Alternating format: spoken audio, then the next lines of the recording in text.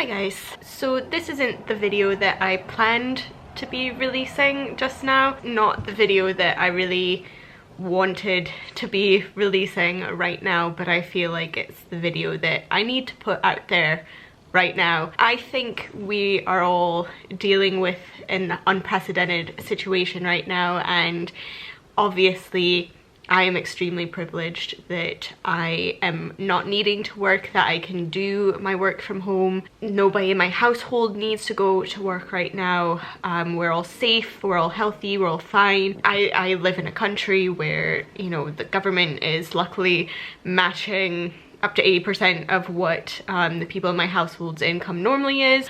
Even though there will be a financial loss in our household for it, like really we're not that bad off. However, I am originally from the States, my family is over in the States, things aren't looking great and it's stressful and it's worrisome. I'm still in such a privileged position in that we're so far alright, so far everyone is alright. You do worry, and something that I have had a really hard time with lately is I saw someone tweet recently, which is kind of what sparked this, about the impact of this time on people with mental health conditions.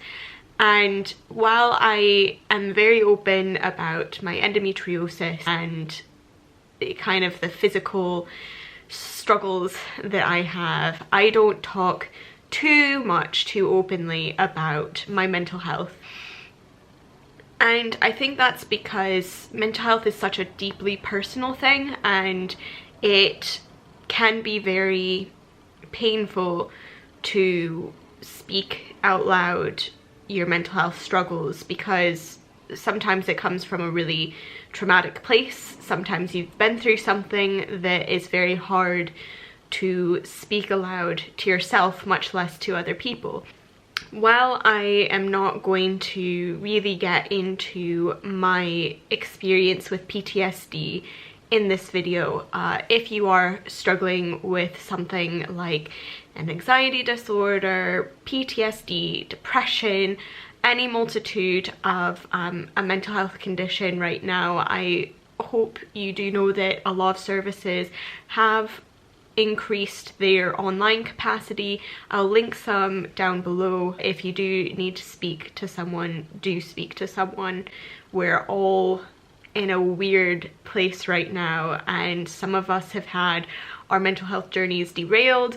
I was about to start trauma therapy. I had actually already had my kind of introductory session at a complex PTSD center here, and I am now back waiting until who knows when. It could be many months, it could be another year before things right themselves. So that's really disheartening, because anybody who's gone down that road knows it's hard to get yourself there in the first place, and then once you start it, to have it stop suddenly is quite jarring. This video isn't about that, it is about OCD conditions. And actually I was really inspired by Colleen Ballinger and her candor on Dermatillomania and her struggle with that during this time. It is something that can be heavily impacted by stress in your life.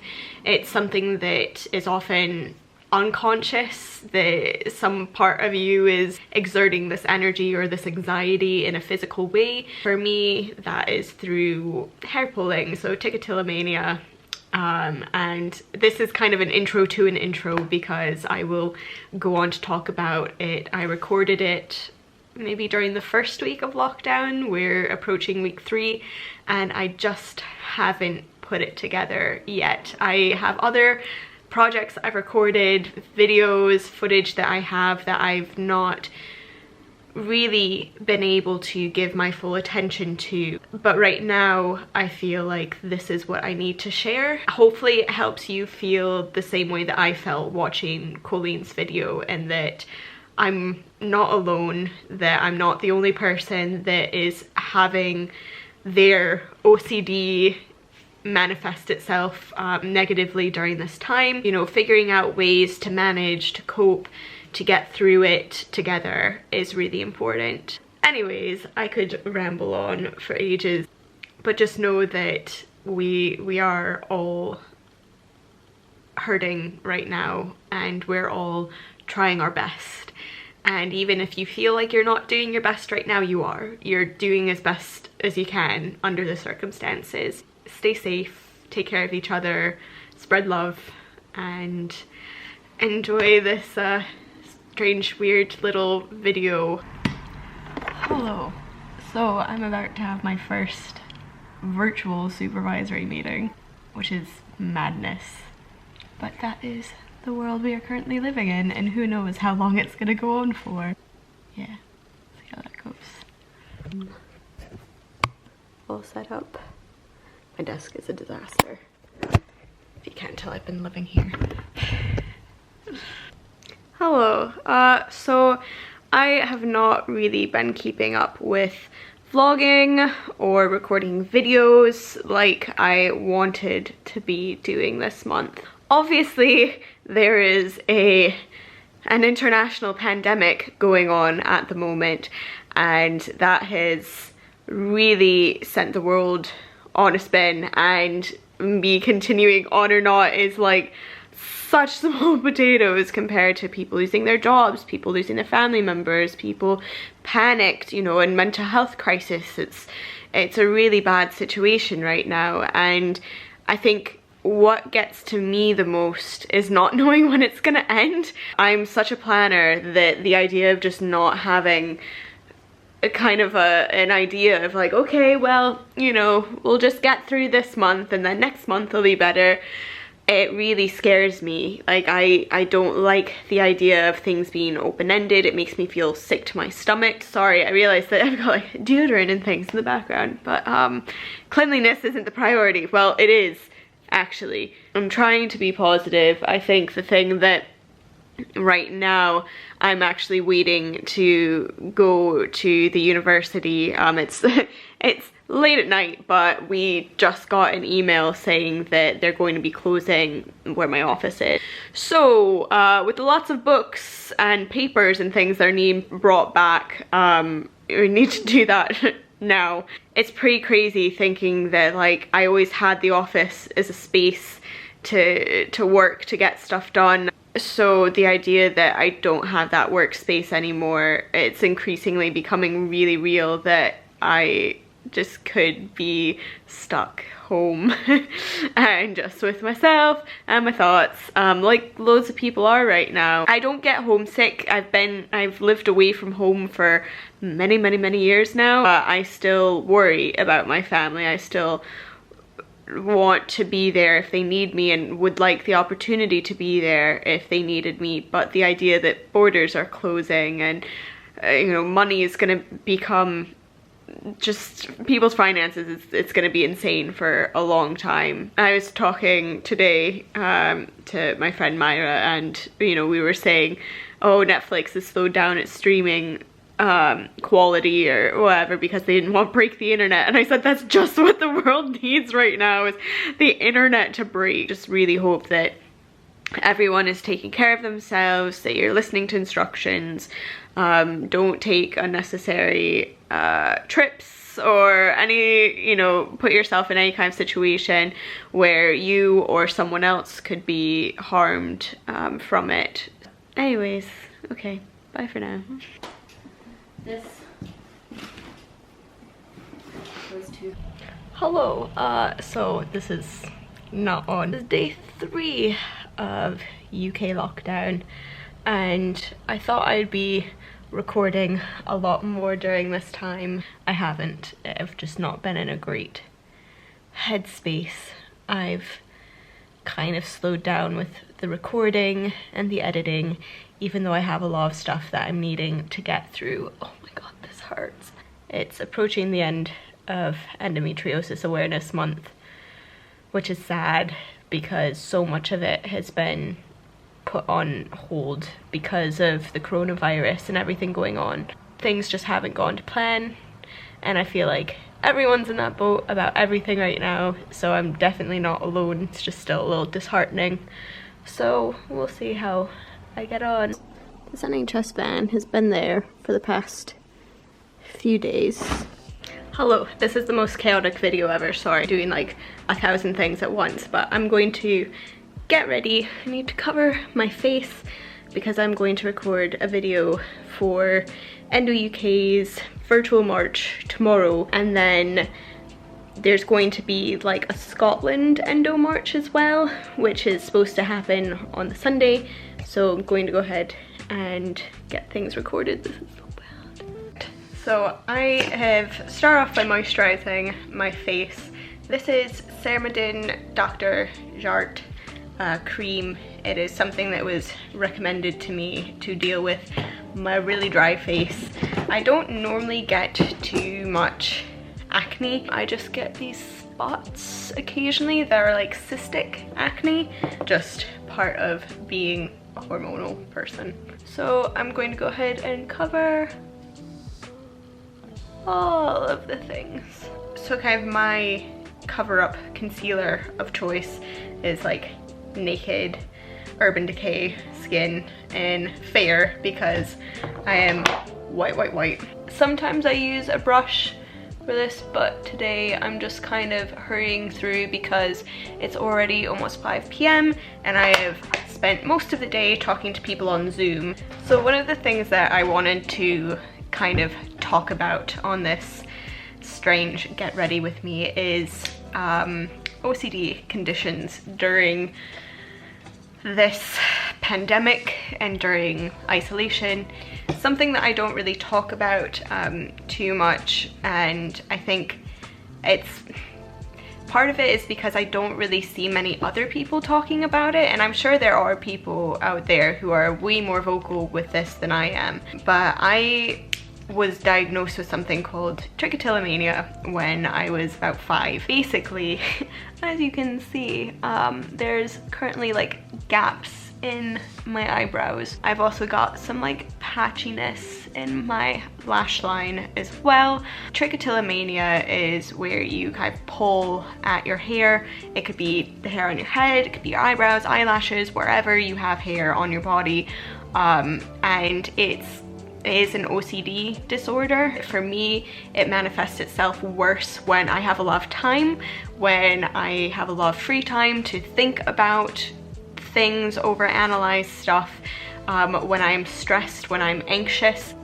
This isolation lockdown period is the perfect storm for that. Even though I've just been staying at home every day and not really going out into the world, just trying to do what they tell me and self-isolate. I've been trying to like draw my brows and like fill them in every day just to kind of prevent me from touching them, despite it being something that I've had for my entire life. I don't really know the ins and outs of it too much. I feel like I've conquered it a few times. It was really bad when I was younger. I used to pull at my hair more. Now it's mostly focused on my brows and my lashes. When I was younger, I had the entire chunks here like missing, like all of this hair was gone. I had a bald patch kind of in the back of my hair. That's where I would like pull. And I remember when I was younger, one of the things that I used to do a lot was I would like take a strand of hair and I would like run my nails down it so it would curl up, and then I would pull it out. Again, don't know why. Weird thing to have happen to do, especially as like a young kid. It's not an inherited behavior. My parents don't deal with it, and you know, my mom had taken me to go see a psychologist about it, or psychiatrist, I guess. They gave me things like, you know, kind of stress relief balls or things to play with. My mom used to fill up balloons with sand, and I would hold them in class, like, you know, I would, just so that my hands had something to distract me with. I think probably the worst instance of it was there was one time in like our music class, we would like sit down on the floor in kind of a circle without even knowing it. When I stood up, like just a bunch of hair like fell out of my lap that I guess I had sat there all class just pulling my hair out without even really being conscious of doing it. So it was a really big problem when I was little, and I had a hard time kind of overcoming it, just because it was so instinctual. It was something that I didn't even really know I was doing before the damage was done. I used to Irish dance as well. That was a big thing that I did when I was younger. All of the girls that would like go to the competitions that I would go to had like beautiful curly hair. Like I always used to draw myself as a kid with like big red curly hair. I mean, I've got the red, but but it's not big nor curly. I think volume is something that I'm lacking. Oh no. Because we couldn't naturally curl my hair or achieve that, my mom invested in these wigs, these like clip-on wigs. So she would put like the top half of my hair into a ponytail, and then it would like clip in around that, and so I had this like curly hair. Like I really enjoyed Irish dancing and the competitions and things, because that was a place that I could feel, you know, beautiful, and like I had this lovely hair, you know, luscious hair. Yeah, as far as like getting over pulling my hair, it seemed like that just suddenly happened. Like I just kind of almost grew out of it, and not everybody with Trichotillomania will. It's individual to each person, like how it manifests itself and how severe. And you may get over it for a period of time, and then it may come back. For me, oh, cat. Oh, sorry. I'm taking my Urban Decay Ultimate Basics Naked palette. Ooh. And just taking Pre-Game as kind of my base. I normally do use things that aren't my hands. I'm just, I don't know, moving really fast. And plus I'm inside for the day because we're on lockdown, so I don't really care. I'm not sure if I've made this statement already or not, but I am not a makeup channel. I don't know how to do makeup things. Don't expect that I know anything about what I'm doing or talking about, so don't hate me. And then I am taking their real Benefit Cosmetics mascara and putting that on what lashes I have. As I got older, I got better with it, but there were still periods of time where it would cause me some issue. Oddly enough, if someone would compliment me on my brows, that's when I would start to notice that they existed and that they were on my face more. And so it was something that obviously played in the back of my mind, like, oh, that's something that people like about me. That's really nice of them. Now I'm gonna destroy it. Who doesn't have self-destructive tendencies? It just seemed like things that I would get, that I would pay attention to or get insecure about, that's when I would then be like, this is gonna go now. Probably my like biggest low with my brows and lashes. This is a burn. I know that looks really bad, but I burnt myself while making food. Was when I lived in France and I was gaining a lot of weight. I was really stressed because I didn't really speak the language. I didn't know what people were saying. I got really sick when I first was there. I was just really overwhelmed with everything that was going on, feeling alone, feeling isolated. Some of the things that are going on right now, it just really manifested itself by me pulling out all of my brows and lashes. Charlotte Tilbury's Airbrush Flawless Foundation. So I'm just gonna adopt that. But yeah, so all of the photos that I have from like my time in France are really really browless, really lashless. It was a really insecure time for me. I didn't feel great about how I looked. Then when I came back and my lashes had grown back and my weight had dropped again, like I felt great about myself and it was all fine and dandy. I think since then I've gone through periods of time where, you know, I'll pull at things more often than others.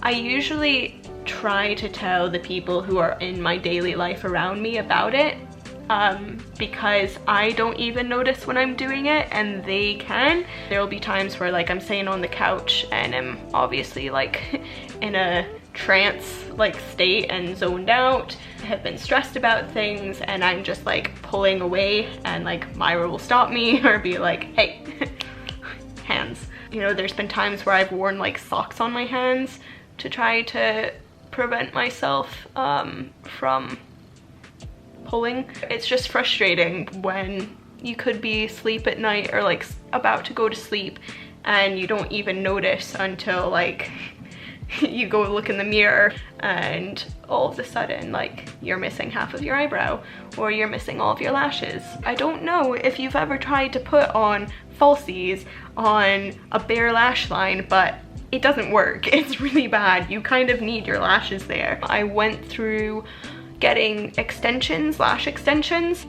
It didn't really work for me. It actually kind of set off my trichotillomania because they weren't always even. Sometimes they would like fall into your eyes or be long, and I just paid way more attention to my lashes than I do normally. I tried that for like the better part of a year, and at the end of it ended up with like no lashes. So that was really problematic. Didn't work for me. I know that for some people with trichotillomania it does work. That, you know, it makes you like not touch them, especially because you pay a lot of money for these things. I'm just gonna use, I get these mini size benefit boxes. Part of it's because I'm cheap and I've never used them before, and so it's kind of like testing them out. Anyways, this is Hoola bronzer. Just a very like light dusting. Oh gosh, I just massacred that. One thing I do get sometimes is also, sorry, this is their new Georgia peach like benefit mini, which smells like peaches. But one of the things that I do to my lashes occasionally is I will get like a lash tint and lift, which is good because then I don't need to use mascara or anything like that, and usually I leave those alone. But yeah, anything to get me to just like not touch my lashes and brows is a good thing. And like anxiety has a huge role to play in this. I know that some people take medication to try to help keep that under control. I do not. So last thing is my Charlotte Tilbury In Love with Olivia lip stick, and then over top of it, this was something that a friend gave me. I did not buy it. It's very nice of them. It's like the Dior lip maximizer, and that is me. So it's a very general kind of, I don't know, I don't really make up, so this is just a very light, fresh, young look. Not complicated, just very quick and easy. Also, sorry, something I meant to say that I forgot. When I'm having issues growing back my brows and lashes, something that I read online works, and I mean, I don't know if it does, but I do it every night anyways, just in case. Castor oil. So I just bought, like, this isn't any specific brand. I mean, I just got on Amazon. It's like Naissance Castor Oil 217, and I just put it, like, I'll take little bits, usually like on a Q-tip, or sometimes if my hands are clean, like I'll just take it and brush it along my brows, and then I'll just kind of like rub it into my lash line. I don't know, it's not the most comfortable thing in the world, but it does keep me from touching them at night when I'm trying to go to sleep, and it also maybe helps grow the hair back quicker.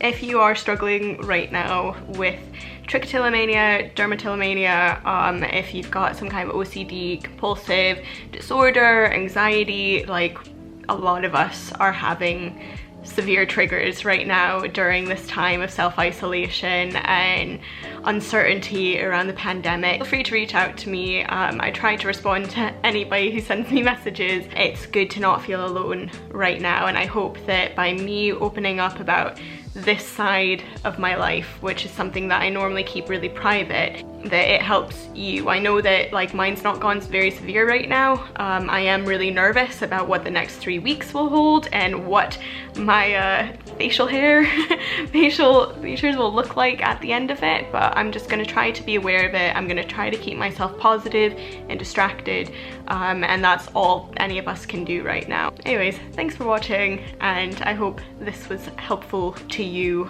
and if you know somebody that is dealing with these problems, feel free to share with them. Feel free to reach out, and much love. Bye.